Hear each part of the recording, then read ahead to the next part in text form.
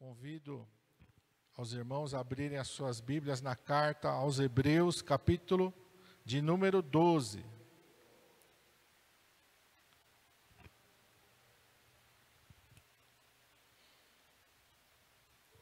Nós vamos ler a partir do versículo 1, Hebreus 12.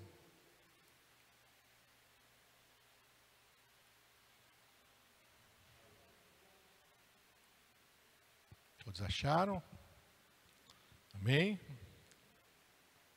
Está escrito assim: portanto, nós também, pois que estamos rodeados de uma tão grande nuvem de testemunhas, deixemos todo o embaraço e o pecado que tão de perto nos rodeia e corramos com paciência a carreira que nos está proposta, olhando para Jesus, autor e consumador da fé, o qual, pelo gozo que lhe estava proposto, suportou a cruz, desprezando a afronta, e assentou-se à destra do trono de Deus.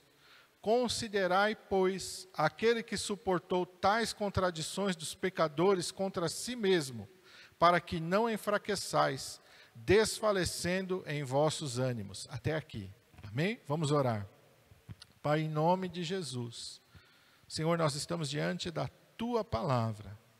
Senhor, e nós estamos aqui para ouvir aquilo que o Teu Espírito Santo vai ministrar aos nossos corações através da Tua Palavra. Senhor, eu sou apenas um instrumento, ó Pai.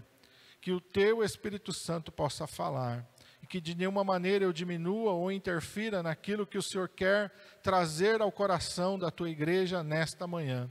Tu tens toda a liberdade de falar, de agir, de se mover e de operar, Senhor, segundo a Tua vontade e segundo o Teu querer. Abre os nossos ouvidos, abre, Senhor, o nosso coração, para recebermos tudo aquilo que o Senhor tem para nos entregar nesta manhã. Nós te pedimos em nome de Jesus.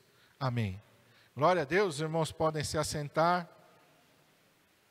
E eu estava orando e pedindo ao Senhor uma palavra, e o Senhor me fez lembrar deste versículo, principalmente desta parte que diz: corramos com paciência a carreira que nos está proposta.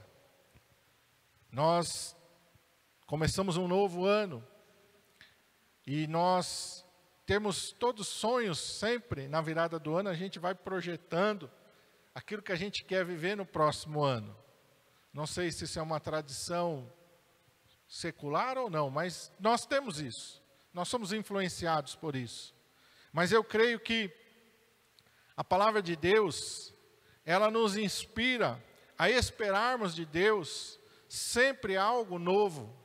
A palavra de Deus diz lá em Lamentações que as misericórdias do Senhor são a causa de não sermos consumidos, elas se renovam a cada manhã.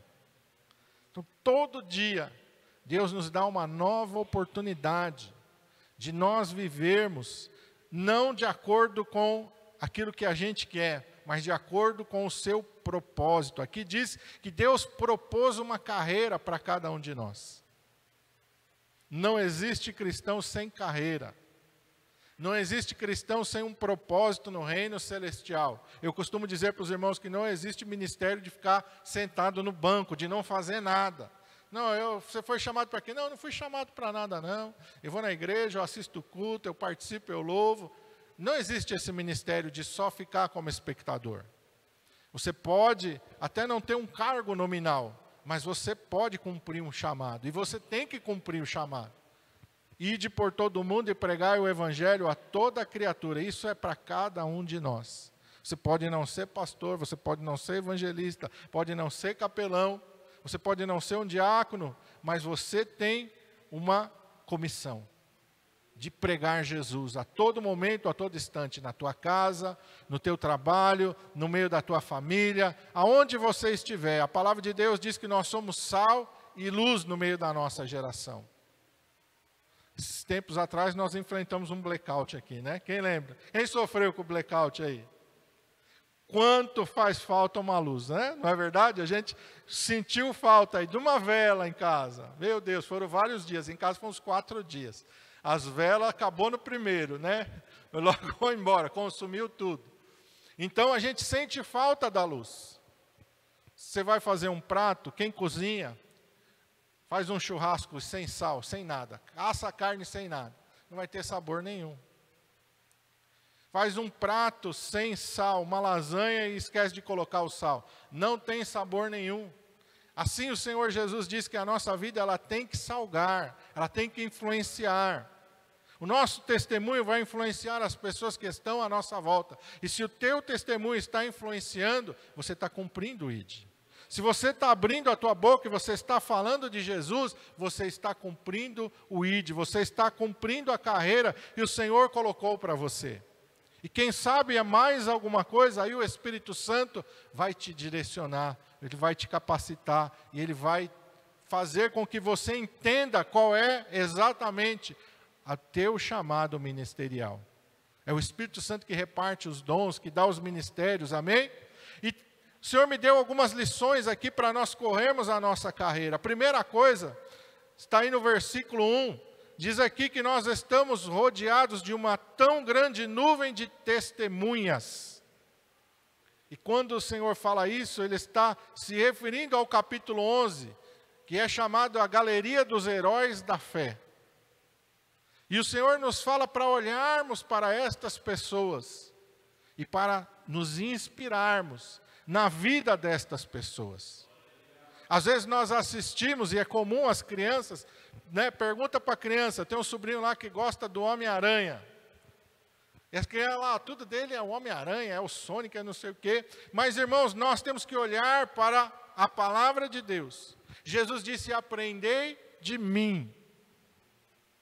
Nós temos, primeiro objetivo, nosso é olhar para Jesus.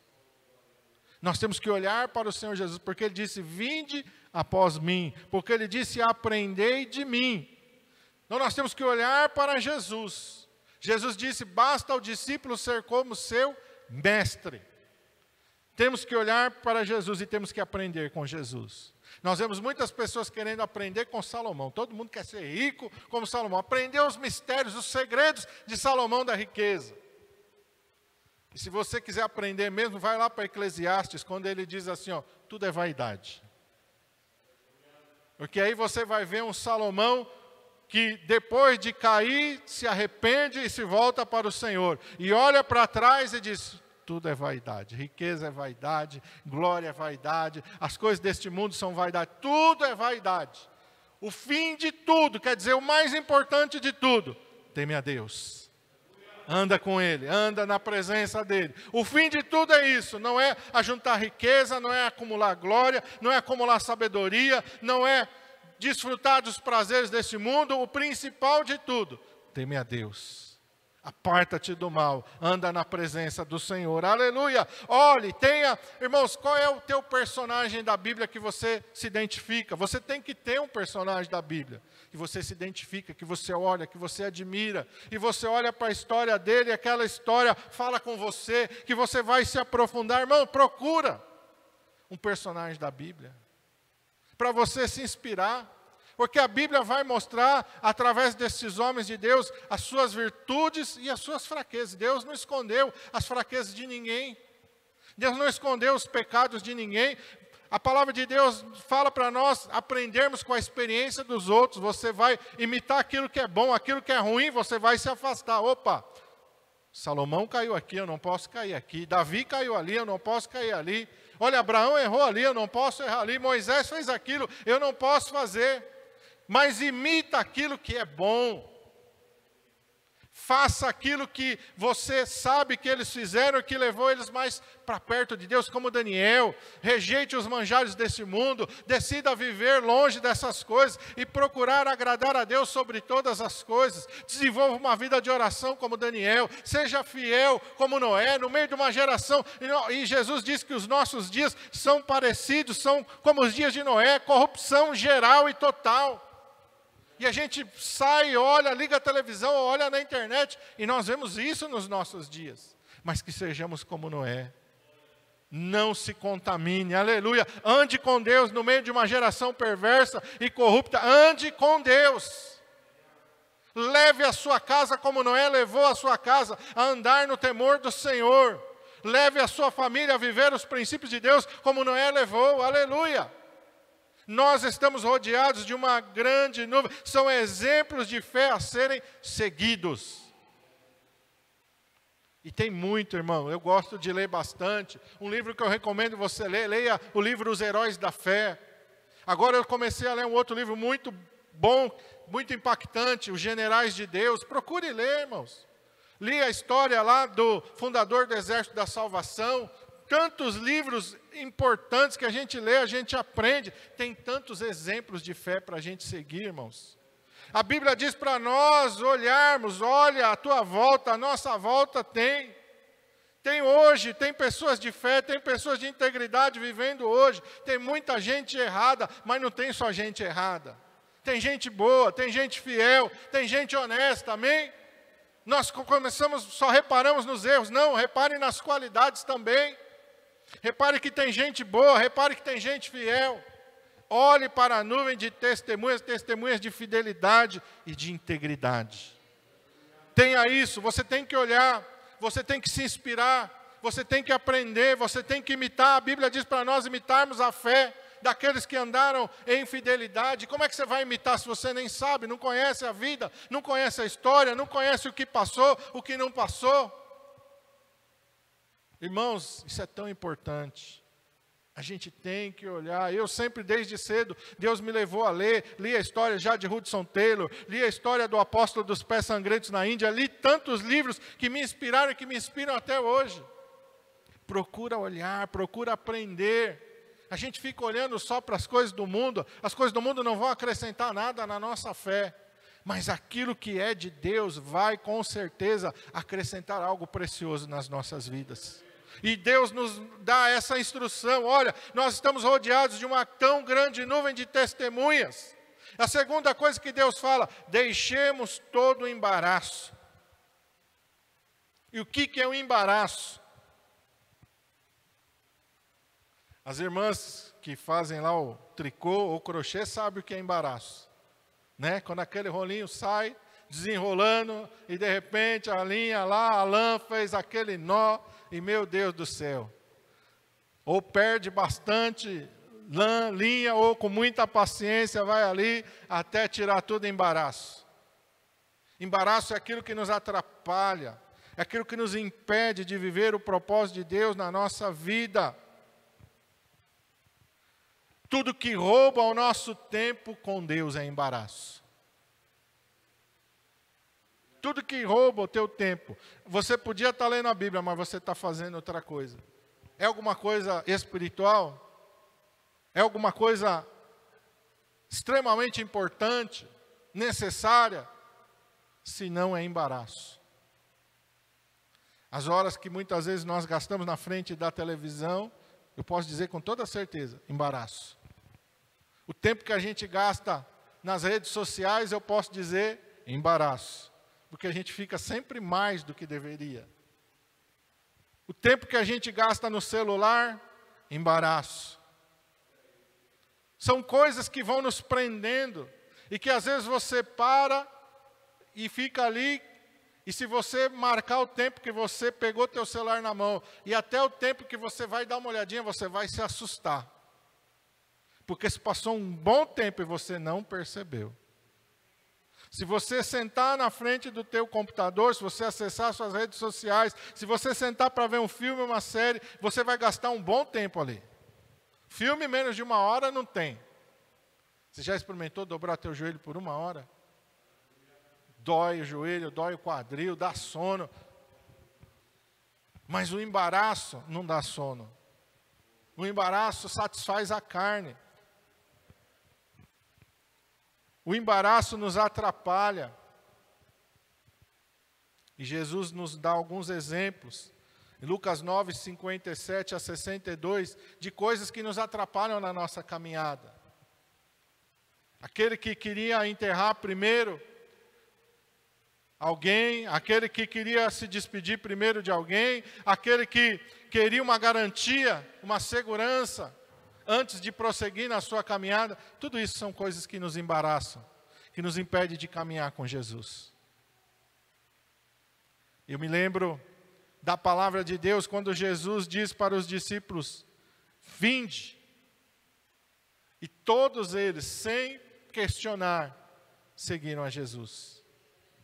Nenhum deles pediu nenhuma garantia para Jesus. Pedro não disse, olha, eu ganho tanto com o barco, Jesus, eu vou arrastar ele para a terra, vou deixar. Quanto que o senhor está me oferecendo? Vai me ver se compensa? Olha, eu sou casado, eu tenho uma família para sustentar. O senhor vai cuidar da minha família também? Todas estas preocupações, Jesus conta na parábola do semeador que os cuidados desta vida. E o que são cuidados desta vida? Exatamente essas preocupações. O que eu vou comer, o que eu vou vestir, onde eu vou morar, como é que eu vou viver até o final da minha vida. Jesus disse que isso são como espinhos que sufocam a palavra de Deus e tornam ela infrutífera. Espinhos que sufocam a palavra de Deus e tornam ela infrutífera. Não deixam Deus cumprir todo o propósito na nossa vida. Isso é embaraço. Quantos crentes não estão vivendo tudo aquilo que poderiam viver com o Senhor, por causa que os cuidados desta vida estão sufocando a palavra de Deus. Ele pensa, não, eu vou servir a Deus, mas olha, sabe como é que é, né? Não, esse aqui eu não posso fazer porque eu tenho que fazer isso, aquilo não dá por causa... Embaraços. E a palavra de Deus nos diz para deixarmos todo o embaraço. Eu estou falando para você, não estou falando para você fazer loucura, eu estou falando para você seguir a direção de Deus.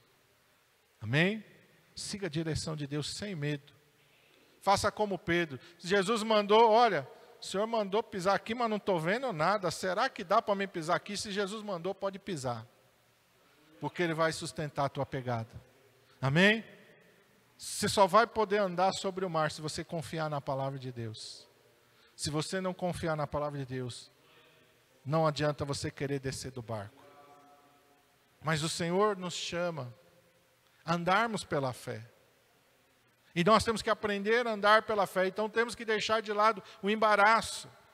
Outra lição, deixemos o pecado que tão de perto nos rodeia. E eu estava pensando, pecado tão de perto.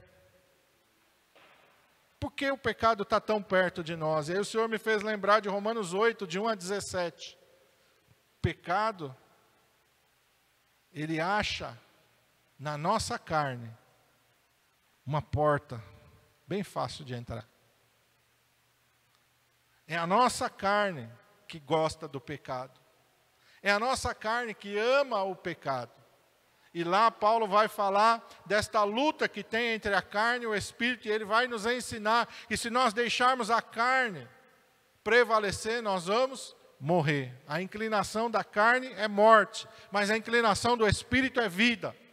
Qual é a inclinação da carne? A inclinação da carne é tudo aquilo que a satisfaz. É um tempo exagerado, eu vou dizer exagerado, porque se a gente controlar, a Bíblia diz, todas as coisas nos são lícitas, mas nem tudo nos convém. Existem coisas que eu preciso dizer, opa, isso aqui não convém para mim.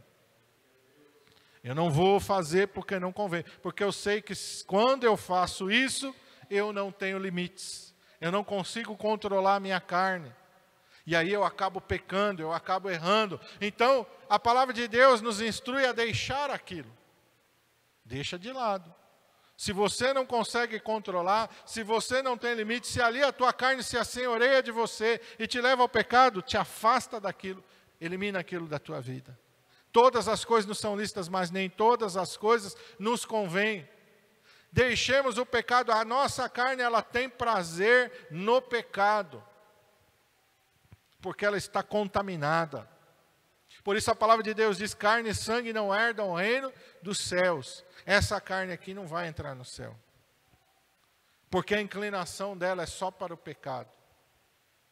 A nossa carne tem prazer no pecado, e esse é o nosso desafio. Deixar o pecado. Quantas coisas são naturais para a nossa carne, até a gente olhar para a palavra de Deus e descobrir que aquilo é pecado. E sempre o nosso coração vai dizer, não tem nada demais. Não tem nada demais. Por isso a Bíblia diz que o nosso coração é enganoso. Por isso a Bíblia diz que há caminhos que ao homem parece ser bom, mas o seu fim são caminhos de morte. Nós temos que entender isso e nós temos que deixar o Espírito Santo nos guiar e nos dirigir. E o Espírito Santo vai nos levar à palavra de Deus. A submissão à palavra de Deus. Como é que eu venço o pecado? Me enchendo da palavra de Deus. Escondi a tua palavra no meu coração para eu não pecar contra ti. Salmo 119. Eu preciso colocar, uma vez um pastor deu uma explicação tão maravilhosa que ficou gravada no meu coração. Ele pegou um recipiente maior que um copo cheio de lama. Ele disse, como é que eu faço para purificar isso aqui? Isso aqui representa nós. Somos todos nós estamos cheios de sujeira, de imundícia. Como é que a gente é purificado? E aí ele pegou uma mangueira com a água corrente, colocou aqui, e a água limpa foi entrando, e aos pouquinhos aquela sujeira foi saindo, aquele copo começou a transbordar, foi saindo, e ele deixou, até que aquele copo estava completamente limpo, e a água que estava dentro dele completamente limpa. Ele falou, é assim que a gente é purificado pela palavra de Deus. Quanto mais a palavra de Deus entrar dentro de mim, mais a sujeira do pecado vai sair, mais a imundícia do mundo vai sair. Então, meus irmãos, nós temos que entender isso. Eu escondi a tua palavra no meu coração. Eu tenho que gastar tempo com a palavra. Não adianta você querer lutar contra o pecado se você não gasta tempo com a palavra.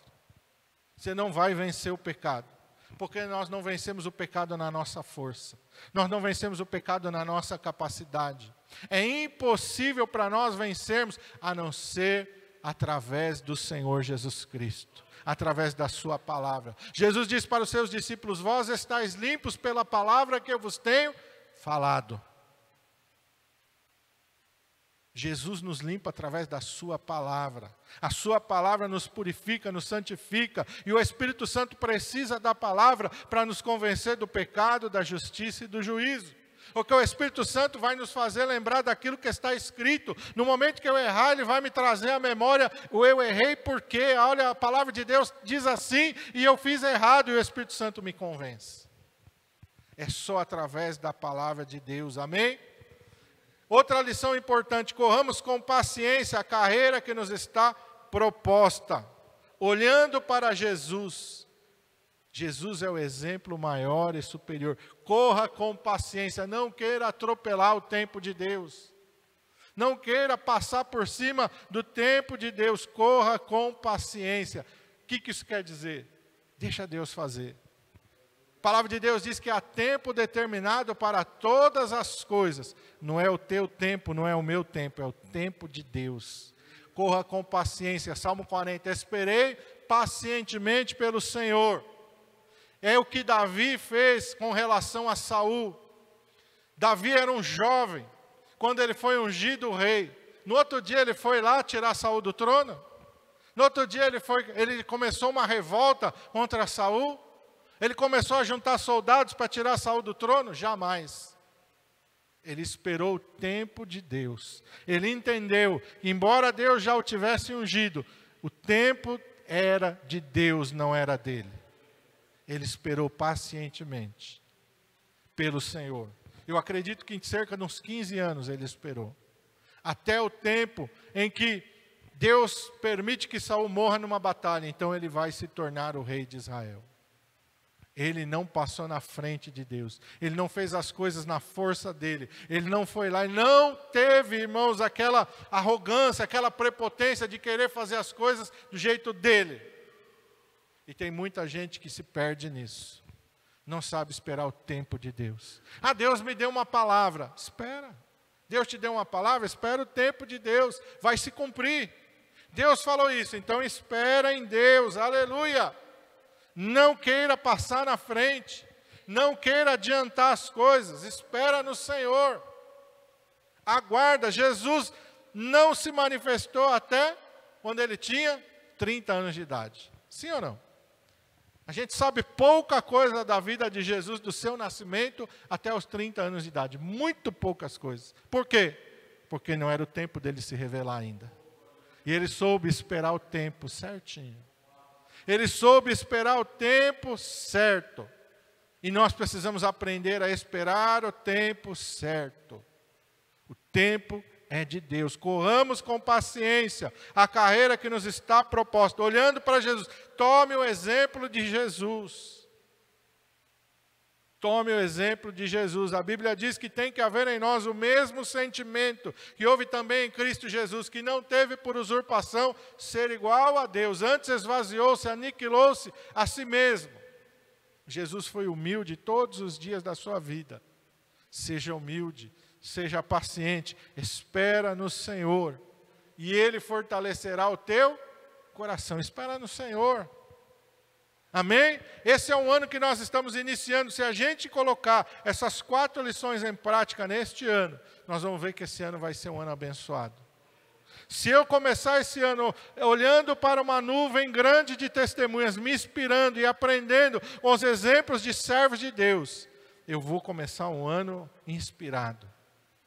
Eu vou começar esse ano ansiando por coisas maiores de Deus. Se eu deixar o embaraço, eu vou ver que o meu tempo vai ser melhor aproveitado na presença de Deus e na comunhão. Eu vou ser mais cheio do Espírito Santo.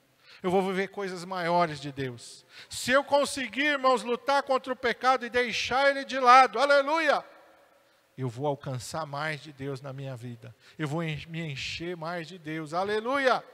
Eu vou aproveitar mais da minha comunhão com Deus. Se eu correr com paciência a carreira que está proposta, olhando para o Senhor Jesus, eu vou crescer de maneira estruturada, de maneira sólida, de maneira fundada na rocha. Como Jesus diz lá no Sermão da Montanha, as lutas vão vir, as tribulações vão vir, mas elas não vão me abalar.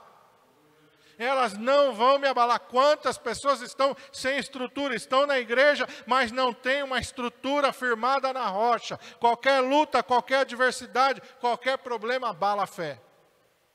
Porque está faltando alicerce. E o alicerce vem, Jesus diz, por ouvir e aprender, por ouvir e praticar, por ouvir e fazer, por ouvir e viver. O quê? A palavra de Deus. É a palavra de Deus que estrutura a nossa vida. Gaste tempo com a palavra de Deus. Pastor, não dá. Então põe os aplicativos da Bíblia, hoje está tão mastigado. E às vezes você pode pôr lá até o aplicativo, ele vai narrar a Bíblia para você. Vai ter alguém que vai ler por você. O importante é você ler. Mas se de repente você está numa situação que você, não posso aqui, eu estou dirigindo, eu estou fazendo alguma coisa, minha atenção, põe lá, vai ouvindo a palavra de Deus. Nós temos, irmãos, muitos recursos à nossa mão. E a gente só não faz se a gente não quiser. Isaías capítulo 1, Deus diz assim: se quiserdes e me ouvirdes, comereis o melhor desta terra. Deus não é mau. Deus não propõe nada para judiar da nossa vida. Deus não propõe nada para destruir a nossa vida. Deus tem sempre o melhor para nós. Sempre Deus tem o melhor para nós. É só a gente querer ouvir e obedecer. Amém? Glória a Deus. Curve a tua cabeça. Feche os teus olhos. Pai, em nome de Jesus, nós te louvamos, ó Senhor, pela tua palavra. Senhor, que nós possamos dar ouvidos àquilo que o Senhor tem falado conosco. Muitas vezes nós só ouvimos. Dar ouvido é diferente. Ouvir a gente ouve porque nós não somos surdos, então a gente vai ouvir mesmo. Mas dar ouvidos é obedecer, é aplicar na vida. E nós temos que dar ouvidos àquilo que o teu Espírito Santo fala. Senhor, é necessário, Pai, não somente sabermos de mente, mas principalmente vivermos a tua palavra. Nos ajuda, Senhor, esse é o nosso desafio. O nosso desafio é cumprir tudo aquilo que o Senhor falou, é olhar para a nuvem de testemunhas, é deixar o embaraço, é deixar o pecado, é seguir com paciência, olhando para o Senhor Jesus. Esse é o nosso desafio, Pai. Nos ensina, Senhor, a cumprir tudo isso que o Senhor nos instruiu na Tua palavra. Sim. Nós precisamos de Ti, precisamos do Teu Espírito Santo. Sem Ti nós nada somos e nada podemos fazer. Mas a Tua palavra também declara que com o Senhor somos mais do que vencedores. Não pela nossa força, nem pela nossa capacidade, mas por Cristo Jesus. Aleluia. por aquele que nos amou, por aquele que se entregou por nós na cruz do Calvário, por aquele que declarou: eis que estou convosco todos os dias, até a consumação dos séculos, por aquele que diz na sua palavra: não temas, porque estou contigo, eu te ajudo, eu te sustento, eu te esforço com a destra da minha justiça. É no Senhor, é através do Senhor que nós vencemos, ó Pai. Nos ajuda, Pai. O Senhor nos chamou para vivermos uma vida, Senhor, uma vida abundante. O Senhor disse: eu vim para que vocês tenham vida, e vida com abundância. Não é uma vida, Senhor amado, de derrota, mas é uma vida de vitória, na fé, pela fé, no poder de Deus. Nós te pedimos, Pai, em nome de Jesus. Amém.